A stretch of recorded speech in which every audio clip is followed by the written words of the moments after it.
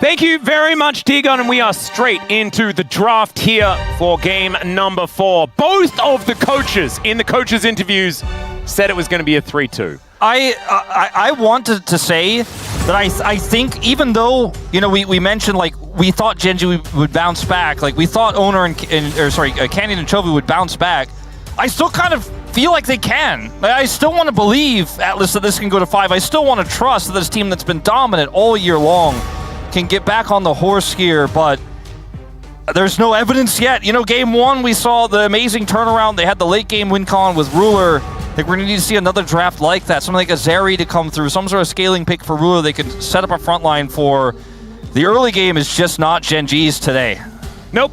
I want to see some more cohesiveness in the team fighting drafting as well, and maybe give Canyon something that can scale up in the jungle or something like that instead, because the early game has not been where he's been able to make some impact. Basically, what we need to see from Gen G is what we saw prior to the playoffs and not what we've seen since. That would be very good. So then we've got a competitive series on our hands, because right now it does look a little bit like T1 has just kind of 3-0'd Gen G and are now sticking around for another game, is what it kind of looks like. And one of the biggest things for me is the GOAT. Faker, pick Silas? First pick Silas, okay. I mean, it's a flex pick. I wanted to talk about Faker playing really well, but now we've got a Silas first pick. Well, they banned Maokai, and I don't think we'll be seeing Gnar. Pretty face up here from T1. I mean, it is a flex. Pick. Yeah, it's a very flexible pick, like I said, like you just mentioned, but interesting. So what the response is going to be, because you don't get counterpick for it, because you don't know where it's going. They're just going to go for a safe blind top lane Cassante here. The Keen Sante has always been a staple. Okay, this is something that we have had faith in the past, but isn't representing a lot of damage just yet for Gen G. I still think that it leads itself towards a scaling 80 carry pick, if that's what they want to go for here. Not that you slam lock the Smolder now, but you certainly are thinking about what that scaling is going to look like. A lot of discussion here on the Gen G side. I think very thrown off by this first pick Silas, as we all are. Like, Silas does make things really difficult. That's the opposite of what we thought we might see. Yeah, so that is just Kalista locked in. And now T1 can pick away the Renata if they would like to. They certainly can. They will. Yeah. I mean, why not? It's also, Renata's really good into Silas, so this feels like a really good response here. The question is what comes with it. They don't need to fight fire with fire and go for like a Draven Renata lane or anything like that, although we have seen teams do that in the past. Yeah, could be fun. They could like try to Lucian here, but you're playing into the Cassante. This is an old favorite of Guma's. It's not very meta right now, but I think works incredibly well with Renata. Outranges the Kalista. And this is a great setup here for T1 so far. A very scary lane. Let's see what they are going to lock away for Duro. I expect his pick to come in now. Certainly he's not going to be playing a Pyke or anything, you know, like that, right? Oh, that'd be fun. I kind of want them to, like, I want them to go with something that's actually interesting, something that's a bit fun, as Blitzcrank is going to come on through. This is one of his best champions. I mean, I think, what else do you play here? Like, Leona is banned, Alistair is banned, Nico is banned. Like, you can't, there's not a whole lot for this Kalista lane. This is, like, to go for this greedy of a bottom 2v2, sure, it can work out, but it's so greedy. There's, like, way less longevity than a lot of other picks they could have gone for in Game 4, where your back's against the wall, is brave from Gen G to say the least, but they have confidence in this, and that's what kind of makes me want to believe that maybe it could work, Atlas. Well, let's see whether it does. I think, like, T1 are probably concerned about some sort of Yone type situation. I think that having a bit of extra damage out from Chovy is going to be an important one. Canyon can then play something like a Lilia, do a bit of that magic damage himself. Maybe his famous Nidalee comes out to try and get that mojo back. I don't know whether it's necessarily a great pick in this instance, but the Oner is going to be banned away first up against Doran, and it just feels like even in the draft right now, T1 has all the tempo vibes. Exactly. Victor is banned. We could even see like an Aurelion Soul ban. Chovy is not looking comfortable right now because he knows he has to do something in this draft that does consistent late game damage, because the Kalista can if you're ahead constantly, but you need another win con, you need another consistent threat in this draft. Blitzcrank hooks can instantly win you the game, but that's reliant on map control, it's reliant on that or a mistake from T1. as they're just protecting this top lane pick right now so far because they don't know where the Sylas is going. That's another problem that they can't get solved. So it might just be this red side draft is Chovy gets counter pick once they know where the Sylas is going. Well, the Nidalee is going to be taken away here. We're having a look at Canyon. We'll see whether it is going to be a jungle pick locked away. And then we'll find out whether it's going to be Faker playing the Sylas or whether that is going over to Oner. Man, you can see the Gen G players are not looking comfortable about this situation. I wonder if there's no way he just pulls out the Lee Sin here and says, well, we're going to send it on this draft. Skarner makes a lot more sense, but it is a big ultimate to steal away. Oh, man. Chovy's going to need so much damage. It's a Reliant Soul. It's got to be, right? Like, what else could he play here? Karthus. I don't know. Something that just does all... If it's a Twisted Fate, we may as well just give T1 the trophy, you know? Is what I'm kind of thinking. As it looks like Faker will be playing that Sylas in the mid lane. Oh, never mind. Twisted Fate. Bit of a pivot here. Yeah. Let's see whether this one is going to be locked in as Oner is grinning as the Rek'Sai consideration. That's likely to go over to Doran as we saw Zeus playing that one yesterday. The funny thing is all of these flip throughs that they've done, all the hovers are all viable. Like there's so many options here for T1. Like they have so many cards they could pull out here in this draft. The Rek'Sai comes through, strong lane into the Cassante. Saw Zeus play this. It wasn't the most impactful pick, but it has been spammed by every top laner right now around the world. Find out what's coming. Kassadin. Oh, Kassadin. No, surely not. You don't blind Kassadin. That's insanity. But maybe Chovy picks Kassadin. It has been picked into TF in the past, and he is going to hover it here. Let's see whether it is going to be the decision made. It suits the Kalista part of this draft. Does give them some late game insurance. But it basically means we're losing the early game in the mid lane, and the top side gets a little bit wonky.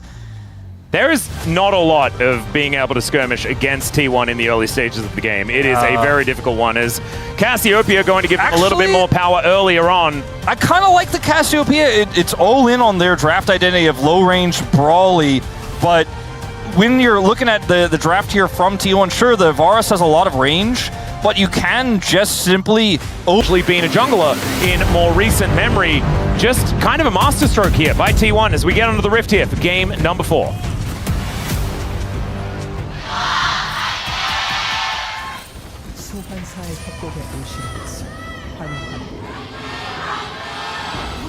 All right, here we are, ladies and gentlemen, onto the Rift for what could be the final game of this series, T1 versus Gen G. A trip to the Inspire Arena on the line, as well as avoiding the play-in's best of 5 against the LPL 4th seed. It's just kind of ridiculous. It still kind of blows my mind that we have Gen G and T1 fighting to keep themselves alive here in the LCK playoffs, and one of them will be, it's either the defending world champs or the defending MSI champs are going to be the 4th seed for the LCK. It is wild, right? Like, you know, all those stats that Degon read out on the space. Yeah. For the dominance we've seen from Gen G, the fact that they've always been a top team in the LCK for the last several years, and you know they're at the lower bracket early, and now down match point against them, against T1, who they consistently beat. Going for a bit of the Hanwha tech Hanwha life. It's Kalista solo. I thought about this when we saw the Kalista initially, that we could see some sort of weird flex with it, and it is going to really help alleviate the lane issues that they have. Ooh. And also, yeah, if you hit a hook here on either of these targets, this goes really well in the 2v2 here for Gen G. So that they can actually make something happen here. This is, of course, going to really hinge on Ruler having all of the control in this top lane, because Cassante Blitzcrank isn't really a bottom lane. So that is not necessarily going to be winning into double range, especially. Yeah, if you don't hit hooks, you do literally nothing, but you can just kind of catch the waves and play it as if it's an old school lane swap, just with a little bit of a friend hanging out for a little while.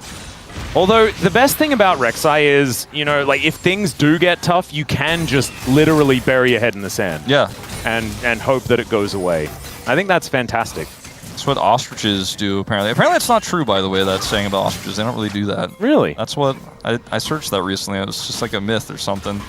I mean, I use that like phrase a lot, you know. And Oner looking for an angle is going to get the flash out of Chovy. Already a successful gank from the guy that's been all over the Rift in the early game.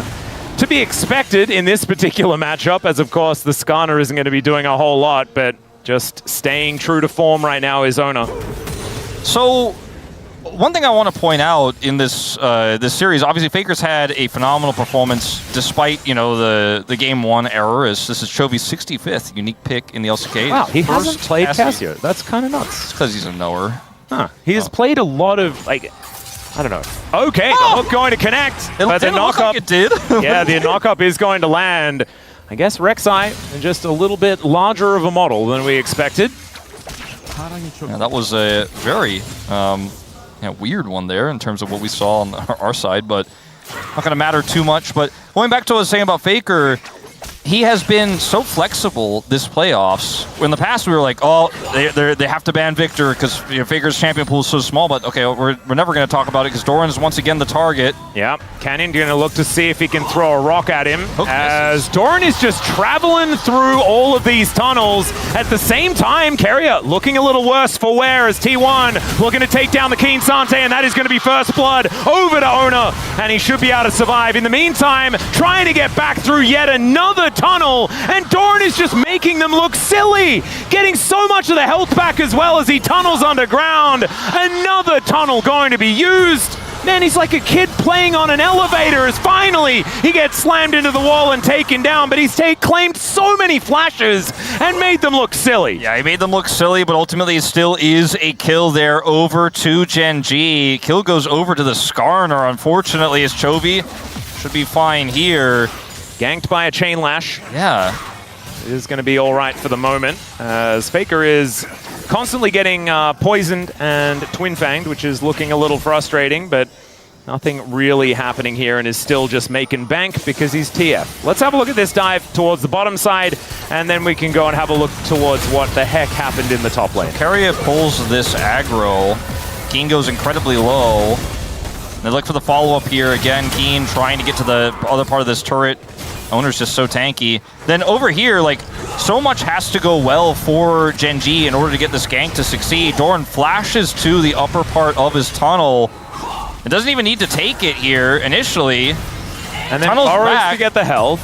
Yep, and then he, like, it's Canyon who ends up getting the kill here, actually, not Ruler, as just had too much damage there as he pushed him against the wall. Just wanted to maximize it because they need to kill this Rek'Sai, but the fact that that kill goes over to the Skarner versus a Sylas picking it up on the other side, definitely not equivalent here. T1 picks up the first blood.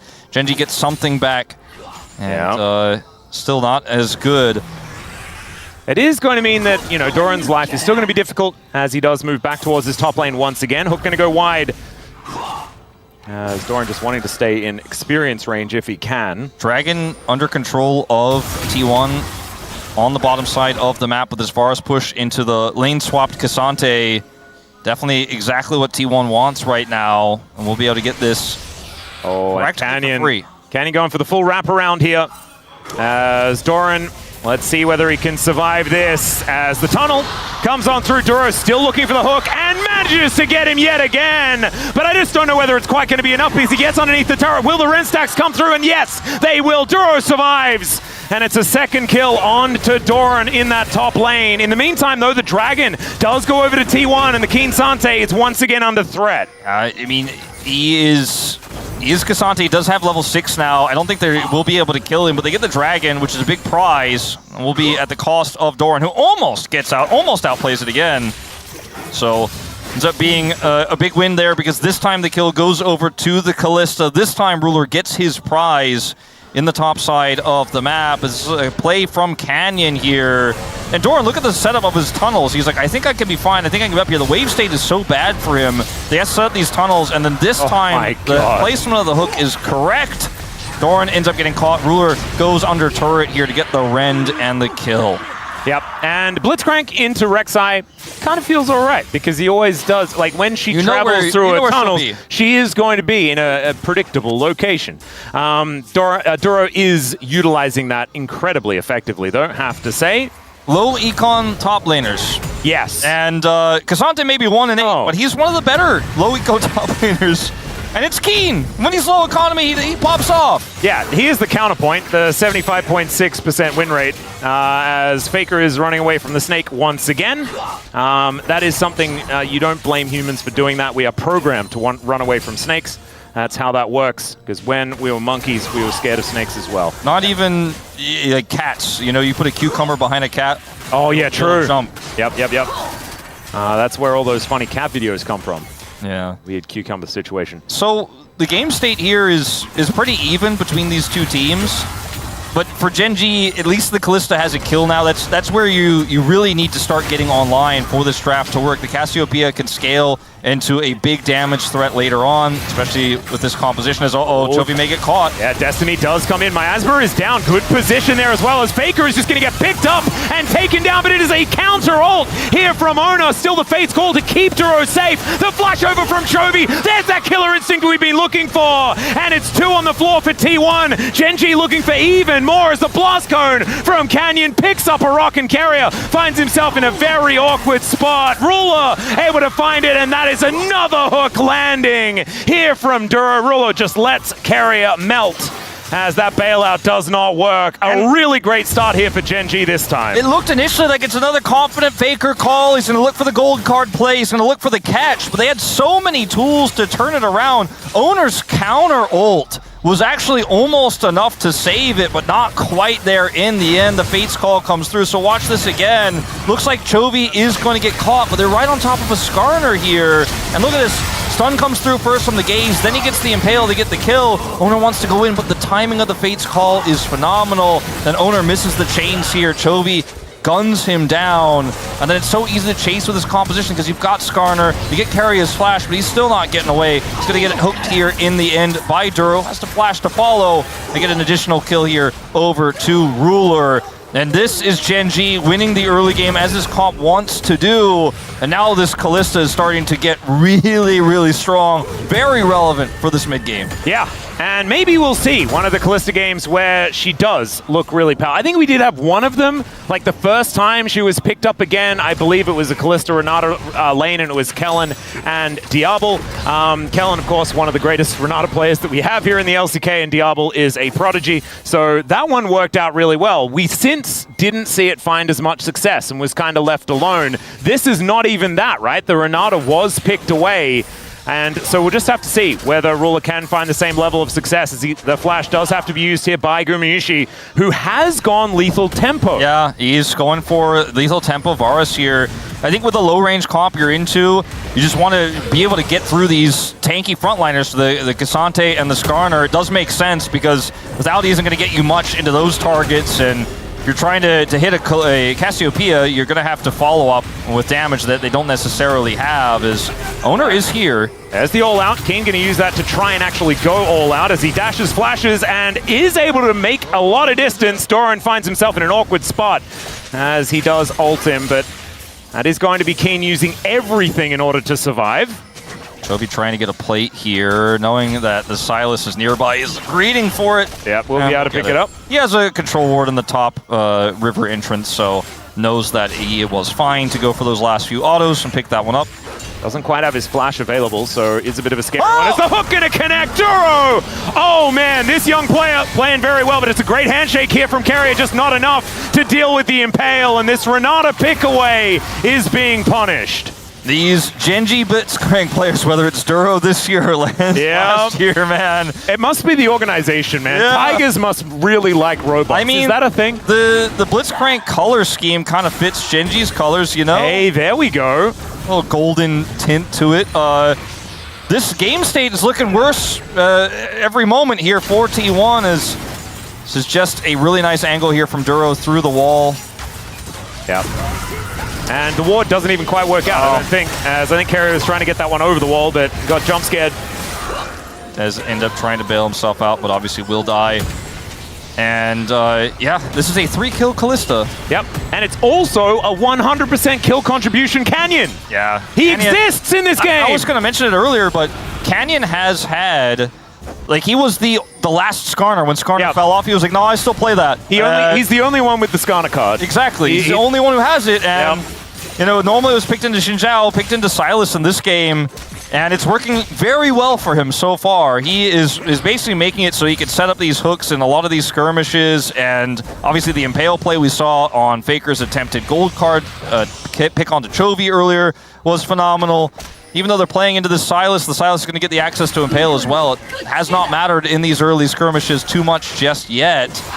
And Gen.G snowballing this game. Now, it's not a big enough lead to where we could say it's a done deal by any means. Oh, absolutely not. But it is certainly where you want to be if you're a Gen.G fan. Yep. And remember, this is one of those compositions from Gen.G that is a little bit lacking in the damage department unless they get big advantages, right? And they have the beginnings of a big advantage if they can continue to snowball this one through. Of course, 13.5 minutes, only 1,500 gold as the Destiny comes on through here. Canyon in a lot of trouble as he flashes over the wall. The Impale going to be avoided as Keen looking to try and duel Doran here, but it's a lot of damage out from Guma to help the Rek'Sai pick up the kill. And a flash hook! And it's going to be both of these top laners going down. The bailout not quite going to work here as the Impale comes through at the same time. Gumayusi is on the warpath, but so is Chovy. Finds the overextended Varus, and now it's Oner throwing chains around, but they are not going to do anything. And the counterpunch from Gen.G just a bit better. Now Ruler just going to grab a plate here in the mid lane as well. We'll push another wave in that no one can answer. And this is not the kind of composition, I think, T1, that you want to be scrapping with under turret in these situations. As Canyon is so incredibly tanky, even though he is isolated here, it takes forever to take this pick out. Like, now you're really committed in. Like, as T1, you can't just go, oh, well, I guess we'll let it go. You have to commit in and try to look for Keen, because the rotation is coming. The wraparound is coming. Doran is able to avoid turret aggro there with his ultimate, gets the kill there. But then, Duro. Oh my god, Duro. He's just insane on this pick. The bailout buys some time here. They're not able to get the reset, unfortunately, for T1. Oner gets into the backline there, but it's the ult there to come through the Petrifying Gaze from Chovy that helps lock down these final 2 kills. It's a massive trade up for Gen.G again. And the Kalista that's pushing mid lane, also a benefactor of this. Yeah, 3-0-2, and is able to get a bunch of plate money in that mid lane. So was actually down a decent chunk of farm, has kind of evened that up just a little bit here. Gumayusi still holding a bit of an advantage. So this Varus is still on track to being scary, but hasn't got any kills himself just yet. As T1 looking for this Rift Herald, Gen.G with full information about that happening. See whether they can actually get in a position to contest. As Canyon gonna drive on in, gets himself over the wall. It will be a 50-50, but it's Oner that wins it. Duro still hunting, looking for a bit of a target. Hostile takeover comes in as Oner goes golden. Keen right in amongst it. The double knock-up from Doran's fantastic. He's being bailed out as well as Keen somehow survives. There is no way that he should be allowed to do that, and down goes Oner. Once again, every team fight is just Gen.G all the way. Yeah, and T1 feel priced into these. They feel like they're behind. They do not want to just give up every objective, especially when you consider this mid turret is so low already. And this is going to go over to Gen.G. They cannot find a hook angle here, though. Yeah, the Destiny is going to come down. They're going to look for Canyon, or at least look to tell him to leave, as he gets a fair bit of rock value. Oh, the hook onto Faker! Duro finds another one! And the attempted bailouts, but it's just too expensive. He's not leaving the police station this time.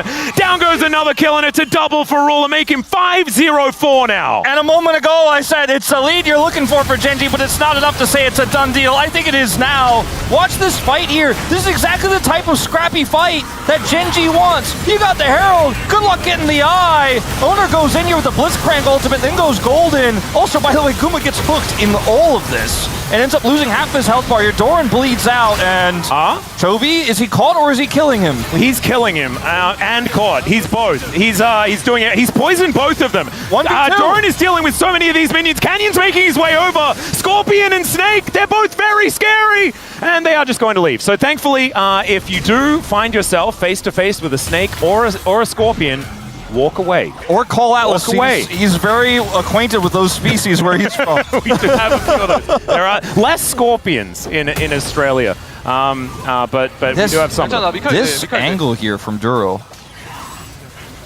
Watch this. Yep.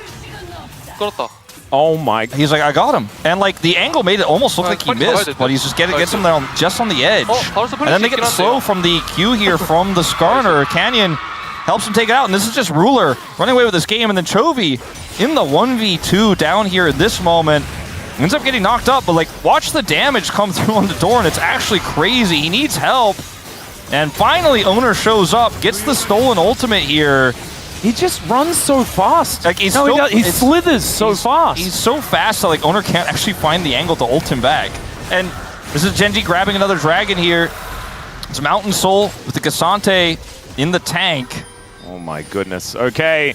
Yeah, if it's a triple mountain with Cassante Skarner, I think we're just calling it. I think, like, are we calling it now? I'm almost ready to. This is. I mean, I think we are biased towards Silver Scrapes. Yeah, so I'm like, I'm trying to work out, like, you know, how much should we? Because this game. Like, you can see it at the top of your screen, right? 3-13, doesn't look great. 7,000 gold lead, one of the biggest that we've seen pre-20 minutes. Chovy is 2 levels up without his Rod of Ages. Yeah. This is the Chovy that we were promised. Like, look at Faker's XP bar, everyone, at 12. Chovy's about to hit 14, and in just a second, he's going to hit 15. Oh my. This is actually kind of an unprecedented lead. Yeah, what? How is it? How is this without... Without Otacon, that's right. How is it without Otacon and without Rod of Ages? Like, that is... What? He is 50 CS ahead. Oh, that might have something to do with it. Like, the observers are watching. Yeah, like, how does he do this? He will be 3 levels ahead. Okay, now will he be caught by this TP? And will this TP be enough? As now Faker trying to get on top of him. Duro is in position as Keen teleports in as well. The flash out of the way, the hostile takeover, and Gen G not going to be losing their mid laner in this instance, but they do manage to get the ult and the flash. Ruler just pushing mid, and T1 need to rotate over to save it. Duro looking for an angle here to potentially catch a single target on T1's rotation. This is the most dangerous part, is trying to travel to different places. Yeah, don't tempt fate, Keria. Oh my goodness. Okay, Ruler able to do a fair bit of damage here as Doran also going to get slowed down. I mean, the carries are so fed here for Gen G that, like, even when you catch them, air quotes, they're like, no, I kill you, by the way, and they just start attacking you. And look at all of this vision here towards this top side at the same time. In 12 seconds time, on the top side of the map, the Otacon is going to be spawning. You thought that we had some level discrepancies earlier on. That is only going to get exacerbated. And, I mean, now here, where do you go as T1? You have to come over to this Otacon where there's a Blitzcrank lurking somewhere, looking to kill whoever checks. That checker and no one Keria. Can check! Yeah, exactly. It's Keria on Renata. He's like, I'm so scared. Duro's like, I'm waiting for you. Yep. Here you are. There he is, special delivery, and he will get some extra time with the bailout, but not very much. Chains of Corruption come in. That is an attempted steal opportunity here, but just slammed against the wall. The Otacon getting amongst it at the same time, and that is going to be Otacon secured by Canyon. He gets a casual kill at the same time. Double over to Ruler, and now Faker finds the gold card. Hook is going to miss, but the Twisted Fate surviving does not help. The T1 fans feel better about this game. Yeah, I think Gen G fans are saying, I'll see you in 5. Yep. I think we could say Gen G won the early game this time for the first time in this series with a 9,500 gold lead here. Now at 20 minutes. I mean, we're past the early game now, but they took the early game lead and they snowballed it. As we predicted this, because it's so obvious, Keria has to go in and check. He's burst first. And then the follow-up here, it's a really nice ult here, but it doesn't matter because the Impale comes through. The Ren comes out quite early from Ruler, but it doesn't matter. They get the smite because the Sylas is dead, and Guma is just left alone. And then Faker's able to at least avoid the hook, but that is all you could say in the positive column for T1 as Gen G look to set up. Oh my, another one! Duro, it's okay. From now on, every single game, teams, they need to ban Blitzcrank. Even he hasn't even been prioritizing this champion. He's so good at it. I mean, like, Keria was the guy who caught aiming. 1-0-15. I think aiming's feeling a little bit better. Keria has to be the one to check, right? But like, you're playing Renata into Blitzcrank, which is why this is such a great pick from ahead. And that's why I said in the draft, I'm like, this is such a confident pick from Gen G. Like, the draft was so risky, but they were confident they could pilot it. They were confident they could pull it out, and they certainly did, right? Like, this was match point on the line, LCK finals on the line. Well, Duro's going to get a flash as he wanders on over. Chovy going to get ganked by multiple people. Petrifying gazes all over the place. But Gumayusi gets the shutdown, and an important one at that. 1,100 gold. Plus, they will trade their inhibitor turret for it. Yeah, maybe some bounty gold picked up here, but this turret's so healthy. They have no wave. Canyon helps clear out the rest of that. So no inhibitor to go down, but the inhibitor turret does fall. T1 get the kill and the shutdown, but not that gold. Can Canyon be damaged? Okay, maybe he can now as the Destiny coming in on top of everything. Gumayusi starting to get some shots over as Canyon just drives his way out. Gumayusi still hunting for it. He flashes into the enemy base, gets impaled. Now he's in turret range. Duro comes over and Canyon, yeah, he's a tank. I get it. Guma knew the game was over. You gotta try something. I mean, you gotta try something. That's called reading the room, ladies and gentlemen. I mean, he almost got him. You've got game 5. It's okay. You know, yeah. But as it turns out, he answered your question. Can Canyon be damaged?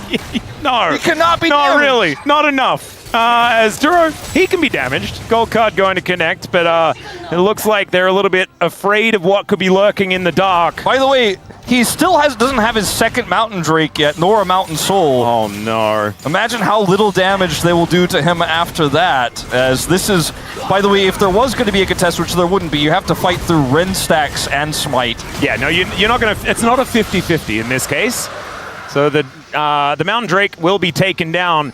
And Wolf, you know what? It's actually kind of crazy. This is kind of a beautiful juxtaposition of what happened in Game 4 in the T1 versus DK series. But it was the other side, right? It was an absolute blowout. I like this version more because T1 can come back in Game 5 and try and turn it around. Side selection will be theirs in that situation. The difference in the game state, too, is that the Smolder was kind of completely online, and then one hook had to be the miracle to save the game. Now it's just Duro hooking whoever he wants, and it doesn't matter. They won the early game. That Varus is not online, as we saw in the base. Canyon almost okay, just finds the impale onto Gumayusi somehow! And obviously he's going to survive with over a third health. Yes, reading the room. I'm going to try and read the room as well. I'm like, you and I wanted Game 5, and we get our wish. Yes, yes. This is going to be the inner turret taken down here. Without Gumayusi, there is not a way to defend. I was already, like, at the beginning of this game, I was trying to do the Faker flexibility narrative. Like, he's playing TF, he was ready to play the Silas. I thought this was likely to be GenG failing in another early game because their early games looked so weak, Canyon looked so weak, but this has been his best game we've seen in playoffs. Yeah, he's and 19 out of 20. Oh god, another hook! And it even caught Jonas Strong by surprise as Doran just goes down.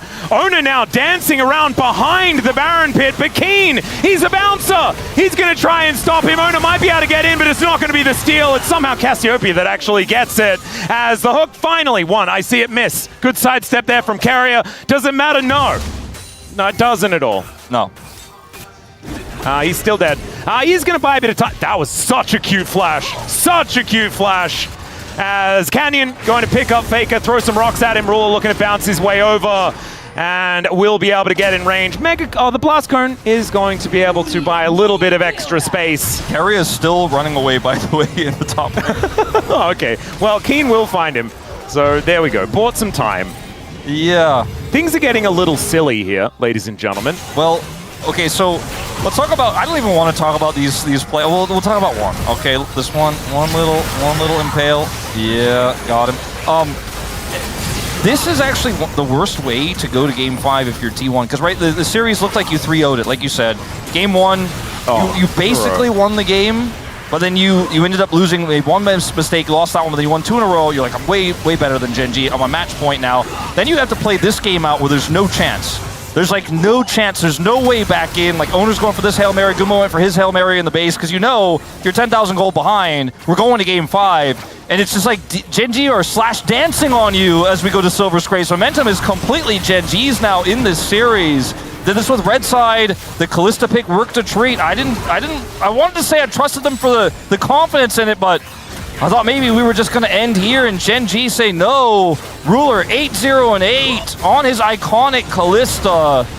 And for me, this whole game is just Duro. This guy on this Blitzcrank, just incredible. I think that Canyon has come back alive, Chovy's come back alive, but Duro is just a man possessed on this robot. Let's see whether he can find another hook as they do get the knock-up onto Ruler. Take him down immediately. The Impale is only onto one. Chovy still there for the DPS, but T1 finding kill after kill as Chovy, oh, the handshake is fantastic. Oner is going to get taken down, but they take out the Cassiopeia. Can Canyon be damaged? Is still a question that we're all asking, and Gumayusi, he might be able to answer it. He does have the bailout, and as it turns out, no, he cannot be damaged. Canyon is immortal. He finds more rocks, and now he's just going to get to work, trying to use this lawnmower to take down Faker, not the Nexus. All three of them weren't enough, and the Scorpion will bring us to Silver Scrapes. Canyon's got a heart of steel at the end of this game. Gets the kill on Guma, the snipe just before.